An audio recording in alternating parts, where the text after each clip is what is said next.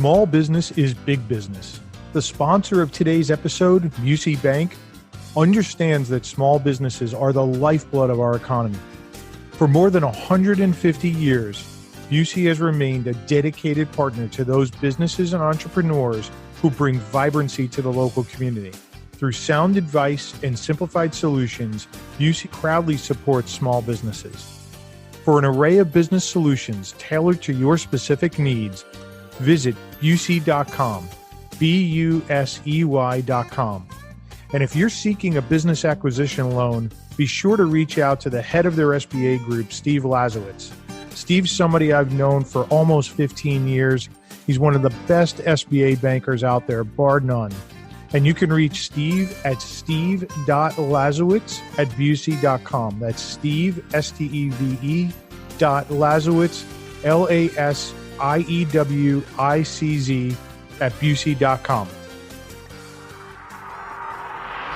Looking to buy, sell, or grow your business to position it for a sale? As the owner and managing partner of Sun Acquisitions, Dominic Rinaldi has personally been involved in over 300 M&A transactions. He has seen and done it all, consulting with large and small businesses across a broad range of industries. On M&A Unplugged, he'll interview buyers, sellers, and their advisors about their experiences scaling, selling, and acquiring businesses. On every episode, you will get key learnings, but most importantly, you will be better prepared for your own acquisition or sale. This is M&A Unplugged with your host, Dominic Rinaldi. M&A Unplugged community, who doesn't like an M&A transaction with a great outcome? Well, that's exactly what today's episode is all about. I have with me Phil Stout, the owner of Sizzle Productions. Phil, along with his wife Ashley, acquired a home staging business. And in an interesting twist of fate, Phil and Ashley acquired this business from another husband and wife team who had started the business at about the same ages that Phil and Ashley are today. Our firm represented the sellers in this transaction, and I know how excited the owners were to sell to Phil and Ashley. I should also point out that you and Ashley left substantial careers to buy and operate a business, and I'm so excited to have you share your journey with our community. So Phil, let's start there. Can you talk a little bit about your background and the careers you and Ashley left behind to acquire Sizzle? And welcome to the show. Sure. Thanks, Dominic, and thanks for having me.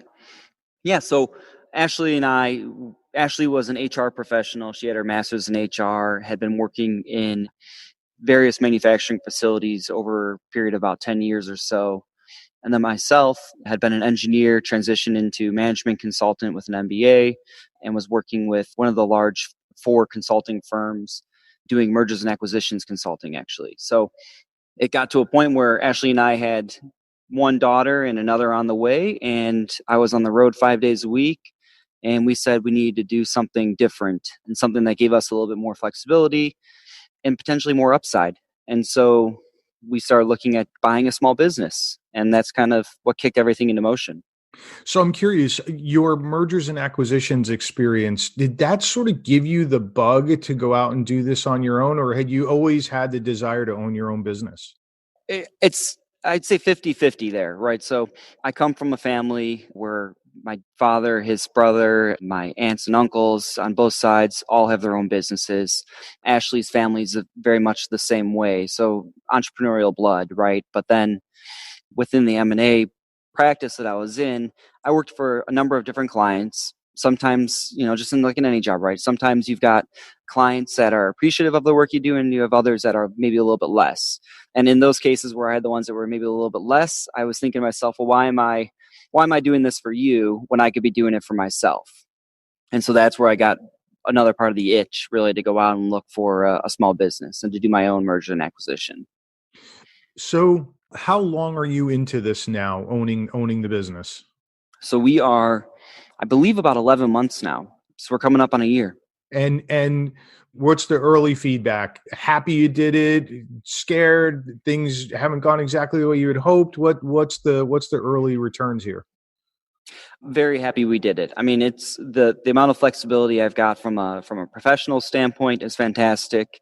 from a family perspective as well, which was important to Ashley and me when we were looking at buying a business. I mean, part of it, like I said, was initially upfront. We were looking to do something that was potentially more upside from a return on investment standpoint, but we were also to an extent looking for a lifestyle, one where I wouldn't be on the road as much, be able to spend more time with family, and we'd be all just together more. And, I think through and through, we're seeing this, we're hitting all the check marks on these items, and we don't regret and haven't looked back at all. That's great. Congratulations. That's awesome to hear. So let's talk a little bit about the company you acquired. Talk a little bit about Sizzle and what it does and how the business is doing. And then we'll move over to the process that you and Ashley went through to, really plan for and then ultimately execute on the acquisition. Sure. So Sizzle Productions is a home staging business. We work throughout the greater Chicagoland area. We stage close to about 400 properties a year. And that's the same as what the previous owners were doing. We can kind of talk about what our objectives were maybe a little bit later as to when we took over the business and what we were hoping to do in the first year. But Sizzle does about 400 stagings a year.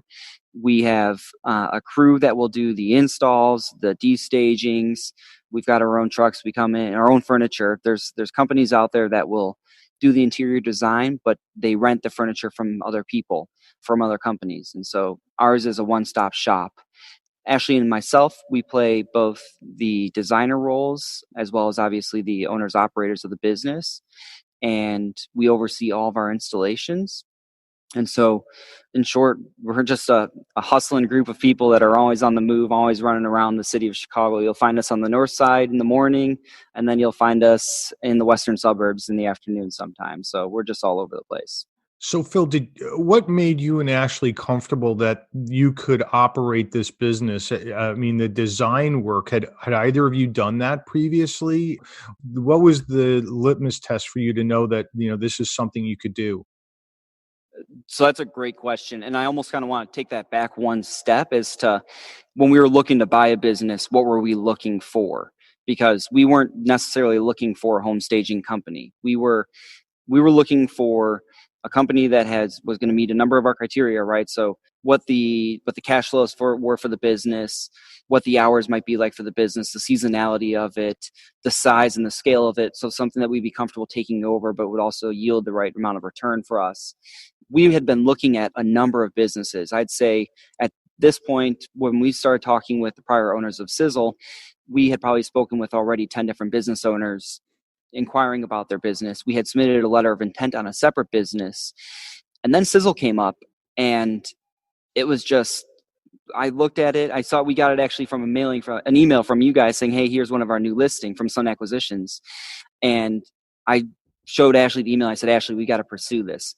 We had, prior to owning the house that we're in right now, we had flipped 2 homes that we lived in ourselves. So we purchased, the first one was a foreclosure. We had flipped it ourselves. I slept on a tarp for a month. We ate out of cooler for about a month, as well as we waited for appliances to come in. So we had this kind of background in it. On the weekends, we would go to open houses just for the heck of it. So we had a passion around real estate and design. And so when we saw this, we thought, okay, this is something that we could actually execute. Wow. So in your general search, though, was real estate something that you had on your radar, or you were looking for different types of businesses and then this just sort of fell in your lap? And we kind of know that because we presented it to you, but had you been thinking about in your early criteria real estate? Nothing, no, because I guess I didn't even think about the home staging market as really an option, and there's not a whole lot of home staging companies in the Chicagoland area either. So there just wasn't a lot of, I didn't see other opportunities out there until this one came about. What we were looking for were professional service companies or manufacturing companies. So that was kind of our narrow. I don't know if I kind of sometimes liken it to people when they're buying a house. They say, I want to have a home with 3 beds and I want to have a big backyard. But then they come across a home that's got 2 beds and it's got just a humongous backyard. And now all of a sudden they make a concession, right? And we kind of had that same thing. Initially, we said, we don't want to be busy in the summers. We want to be a little bit slower in the summers. Well, turns out the business we ended up buying is extremely busy in the summers, but that's fine because everything else about the business is so fantastic. So Phil, let's go back a little bit. Let's wind back a little bit. When you and Ashley first decided that buying a business was, really a path you wanted to follow, what were the first couple of things that you did to start to prepare yourself for that eventuality? So I had a book by Harvard Business Review that I used almost as my Bible through this.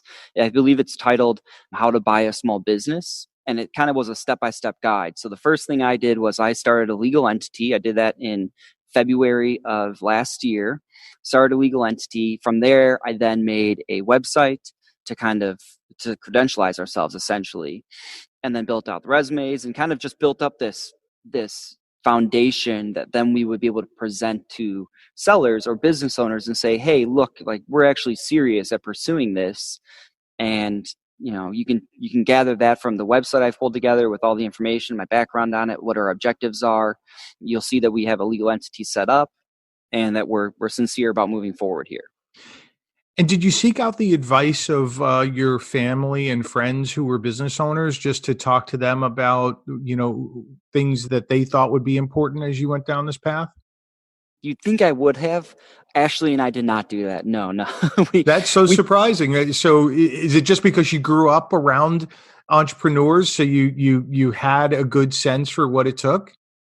I think so. Yeah. I mean, I had a good sense for what it took. I mean, I did have people say, I think most apparent is Ashley and Ashley's parents, her mom and her dad, they work together, and we spend a lot of time over at their house for Sunday night dinners and throughout the week for other dinners. And so we've seen them, talk about shop over dinner.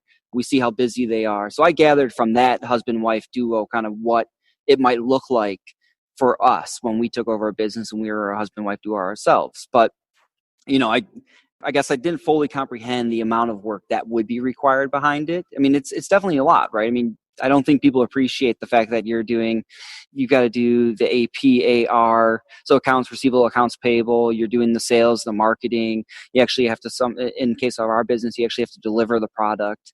So it's a full-time gig, right? I mean, there's no person to fall back on. You can't say, hey, I'm going to defer this. Maybe Jane will pick it up, right? There is no Jane in this situation. Correct. Yeah, correct. So talk about the husband and wife dynamic. What were the conversations like between you and Ashley when you were deciding you were going to go into business together? Were there ground rules that you set on, how you were going to work together? Or tell us a little bit about the thought process that the two of you went through.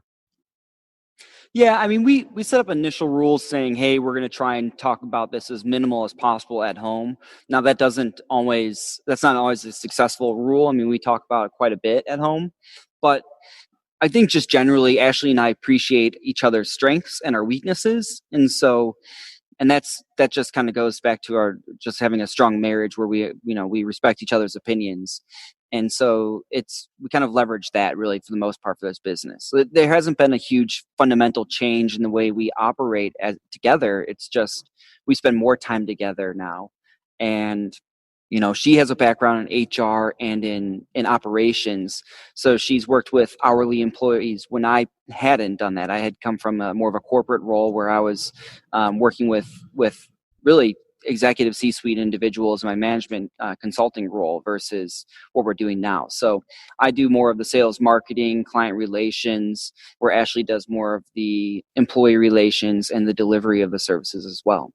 So good division of labor, not a lot of overlap, and allows you to both manage your strengths. Yeah, and that did take some sorting out initially, right? So I think for the first 3 months, there was times where we'd be bumping into each other and say, hey, hold off, this is my realm. I've got ownership of this. And that took a little bit of time to sort out. But now we're in a place where we've got that figured out and we have our own areas that we own. Well, it sounds like you guys have great boundaries too around that you're able to say, hey, look, this is, I think, my area of expertise, and enough respect to say, yep, you got it. Go for it. Mm-hmm. Mm-hmm. So let's go back to your criteria. You started to hit on that a little bit, but I really think in the planning stage, this is one area that people maybe don't give enough attention to. So let's talk about what your actual criteria were. What did you lay out? What were the things that were most important to you, and what were the things that you didn't want? Because sometimes that's just as important as knowing what you want. Yeah, I mean, I think more than anything, we knew what we didn't want. And that's kind of where I started the process. So I said, I do not want to do anything with perishables. I do not want to be in a restaurant business. I don't want to be doing really anything with food related. I had initially said I don't want to do certain types of services, but we kind of pared back on that a little bit when we started to learn more about what those roles, what those jobs were. But when we looked at what we wanted, most importantly was cash flow. So it was very important to me that we had a business that had strong cash flow that would then be able to replace what Ashley and I both bring home at our current jobs, and also be able to service the debt that we are going to have on the business. Because we were fully intending on financing this business. We didn't know at the time how we would go about that, whether we'd be looking for potential investors through family and friends, or if we would be pursuing an SBA route, which we ultimately went. But it was cash flow, revenues, hours in the day, and just the general type of work that we'd be doing as well.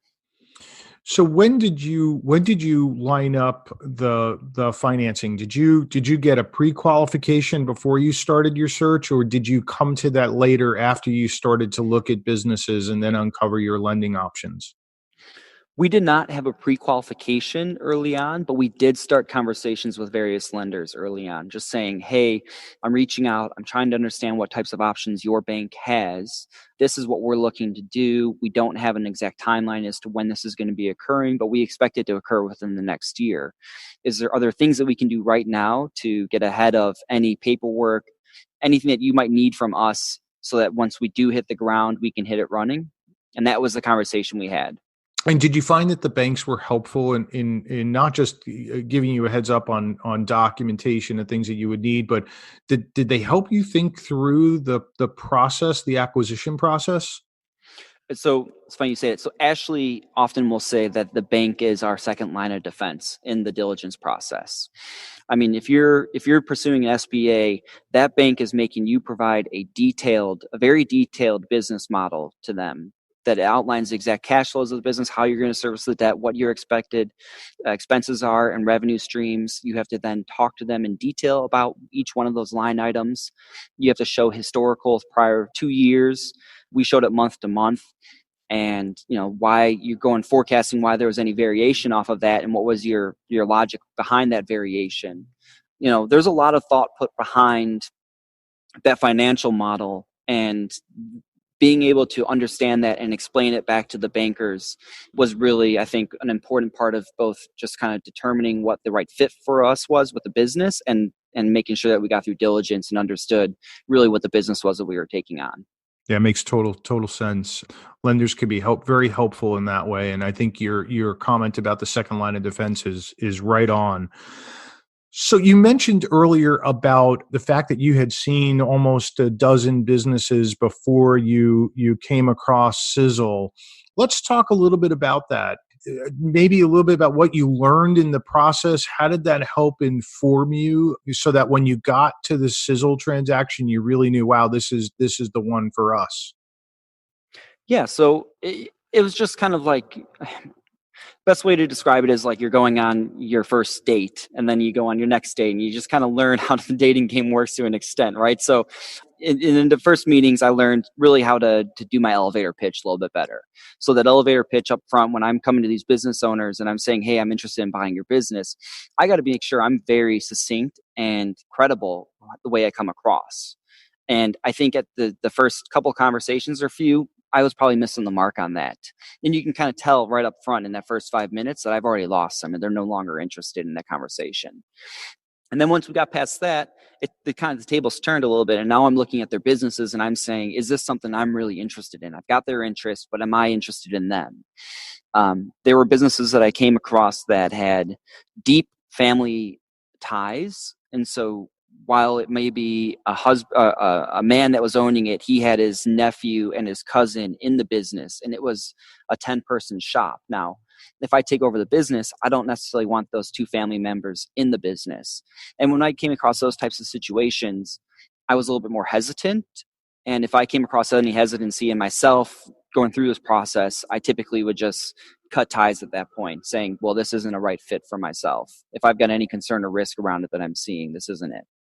So you hit on really a key point here, Phil, with the elevator pitch. Many buyers will approach the initial buyer-seller meeting as the seller having to convince them that it's the right business for them. And I can't tell you how often that will turn the conversation really sour. So important as a buyer to go into these initial meetings, trying to create a rapport and a trust between you and the seller, get their attention, let them know that you're a real buyer, and it will create a much smoother process later on, especially if in your deal you wind up having issues. If the buyer and the seller both really have gotten to like each other and there's a good rapport, you can usually overcome those issues. And if not, deals usually die there. Yeah, and I'd add on to that uh, a lot of the sellers, at least the ones that I came across, they're baby boomers, and they started these businesses when they were in their 20s or 30s or whatever it might be. But these are their babies, right? And they don't care necessarily how deep your pocket is. They want to make sure that you can take care of their baby. And that's where I think it's most important, right? In that elevator pitch, to say, hey, here's who I am. Here, I'm a person. I'm going to care about your business, and I'm going to respect it. And we're going to fix things that need to be fixed. But if things work, I'm not going to change it. And that was kind of the approach that we took. Yeah, very good. That's excellent. On the 12 that you looked at before Sizzle, did you go down the path with any of them? Did you get to letter of intent stage with any of them, or to diligence? Yeah, I did. We submitted a letter of intent on one business. We kind of went back and forth on that a little bit, and it ended up fizzling out. The seller tried to push my hand a little bit further than he said. He had a cash offer come in half of or double what I had offered, and I was looking to do financing. And I think that was maybe him just trying to get a little bit more out of the deal. But I had given him my best offer up front, and I wasn't going to play that game. And in the end, it's funny. I mean, I think people say this all the time, right? Like, in the end, that one didn't work out. And I think that's for the best. It wasn't the best fit for us. We wanted to do this together, Ashley and me as a team. And I was making a concession on that transaction that I was going to be taking over that business by myself. Ashley was going to stay in her current role, and I was going to run that business because there wasn't enough cash in the business to sustain both of us.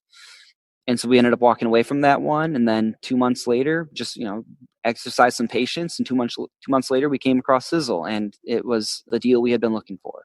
Yeah, Phil, you gave the M&A Unplugged audience another key nugget, which is if you're in the market and you're trying to make an acquisition, your ability to walk away from a deal when it just doesn't make sense for you is so key. And sometimes people get so caught up in trying to get an acquisition done that they lose sight of what their original criteria were and what was really important to them. So kudos to you for sticking to your guns and walking away. And it's all worked out in the end.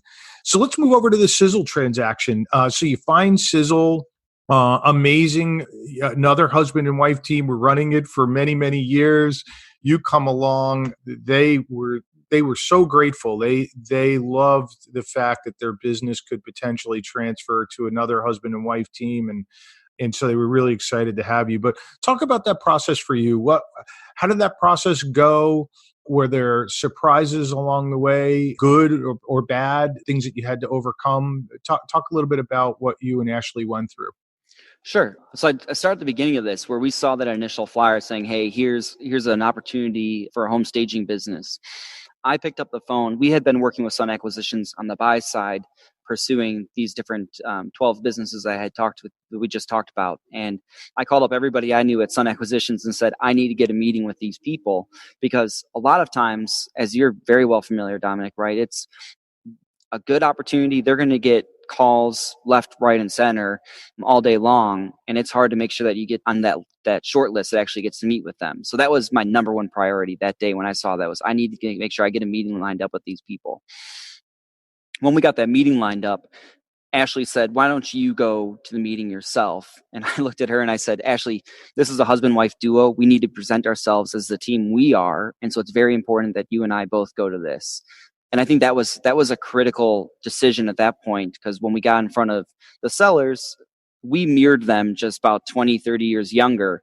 And I think that made them relate to us, as you mentioned earlier in this, right? It made them relate to us and understand who we were, and that we were sincere, and that we were a husband-wife duo, and we wanted to take over the business and just run it the way they had been doing it. And And then further down the line, I think since we built up the rapport with them and the credibility, there had been some small things that had come up, concerns. I think there were some things around their tax structure, and we made accommodations. They made accommodations, and it was a very cordial relationship between the two of us. That there weren't really any tense moments, I would say, and that was very huge, and I think rare maybe in a transaction. It is, but you took the right move at the start. You built the rapport. You took the time for them to get to know you, and vice versa. And it, like you said, you hit a bump in the road, but you had that foundation. So how about diligence? So you got to an accepted offer after a short negotiation. You enter diligence. You come from an M&A background, so this is not unusual for you. What was your experience like in the diligence phase? So for myself, this was diligence. While I've got a lot of background in diligence and I would run operational and financial due diligences for large corporations, I had to pare that back significantly, right? I mean, my typical diligence request list is like 300 line items. This one, I think I ended up submitting to Joe Beers for the initial discussions with the sellers was maybe 100 line items. And I still think that was too much. And we ended up paring that back a little bit more along the way. But so I had my playbook I rolled out. It was really focused on kind of really understanding the ins and outs of the business, any liabilities or things I need to be thinking about in the future, any potential capital expenditures that might offset my cash flows throughout the upcoming years, understanding the revenue streams, the relationships. I mean, this is a home staging business where we work hand in hand with realtors.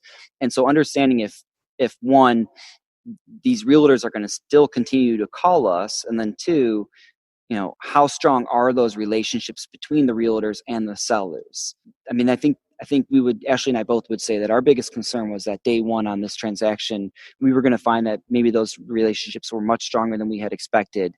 Our book of business would just disappear because the owners had disappeared. That wasn't the case, but that was our biggest concern.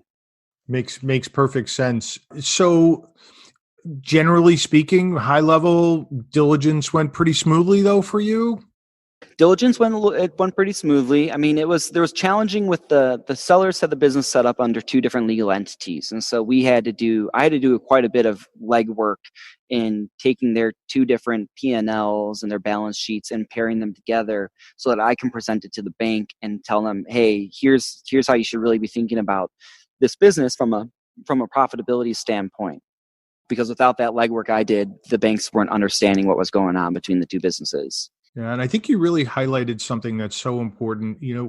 These smaller and lower middle market companies are not run like Fortune 100s or large cap companies. They don't have even in many times reviewed financials, let alone audited financials, and so taking a big business approach to a small or lower middle market transaction is a mistake. So the fact that you pared back your expectations, but still, applying the proper discipline to make sure that, everything was there that the sellers promised was, I think, really very smart on your part, and I think led to a much easier transaction than you would have experienced had you come in with a 350-point checklist, which probably in this case, 200 of them wouldn't have applied anyway, and it would have just been overwhelming for everybody.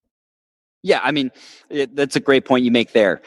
Deal fatigue is a real thing, right? And making sure that we're not overwhelming the sellers who have to run a business still was a huge thing that we try to focus on. So, we would push certain questions on our data request list or in the diligence list that we said early on, like, here are the most important ones. But then once we got those back, we would then maybe push another few their way, or we take a couple off our list, but we wouldn't expect them to deliver on all, 90 or 100 requests that we had up front. Yeah. One of the things that I oftentimes see when a very large, sophisticated buyer comes in to look at a lower middle market company is, they'll start asking for things that the owners have never produced in 20, 30, 40 years, like, 5-year forecasts. In most cases, there's no forecast. So asking somebody to, develop a forecast when they've never done it before, they don't have the expertise internally, is is a sure way to just bring the deal to, a screeching halt. It just, if it doesn't exist. Now, that's not to say that the buyer shouldn't maybe build their own model once they get enough information, but to ask the seller to do something that they haven't, ever done and don't have the expertise around is really a big mistake in that regard. Right, right. And in that case, I think the proper thing for the seller or for the buyer to ask is, what are your expected headwinds in the business? What are potential risks are down the line? What upsides are down the line? What are you expecting? And that's more of a conversation that you can have over the phone instead of asking the sellers to document something in a detailed Excel sheet that's going to take them 2 days, if not forever, to pull together. Yeah, that's a practical approach, logical approach to to the alternative. So, Phil, as we wrap up here, looking back on your experience here, you and Ashley, what advice would you offer to first-time business owners? Whether they be individuals or investor groups or other husband and wife teams. What would you tell people are the top, one or two things that they should pay attention to? I think understanding, having realistic expectations as to what will be required from a cash flow perspective is important. So cash flow is most important. Cash is king. That's the top thing to be looking at a business. Second, after that, if you're like myself, I was looking for low multiplier businesses. And what I mean by that is a business that is not going to cost that the cash flows aren't that expensive. So I was looking at, as for lack of better terms, I was looking for non-sexy businesses. So ones, I was talking with people that were in the steel industry, and I was talking with other just like window washing crews. And I was trying to understand kind of what was out there in these different realms that weren't necessarily being targeted by the investors that are looking to spend top dollar and that want to be in the sexy stuff. And I think those two criteria up front, if you can focus on those, that will help you find a deal that is going to be a great return on investment. Phil, that's great advice. And again, I'm so happy for you and Ashley that you found this great business. It's going well, and I think the prospects look really, really great for the two of you. If anybody out there in the M&A Unplugged community has a need for home staging, and it's not just residential, it's commercial as well, how would they get in touch with you? Sure. Yeah. Our phone number, they give me a call personally at 630-319-9600, or email us at contact@Sizzle, that's SIZZLE, homestaging.com. Great. Phil, thank you so much for being here today. Really, really appreciate it. Yeah, thanks for having me, Dominic. It's always a pleasure to speak about what we've done and how you guys helped us, and pass on the knowledge that I've got and gathered through this process. Thank you.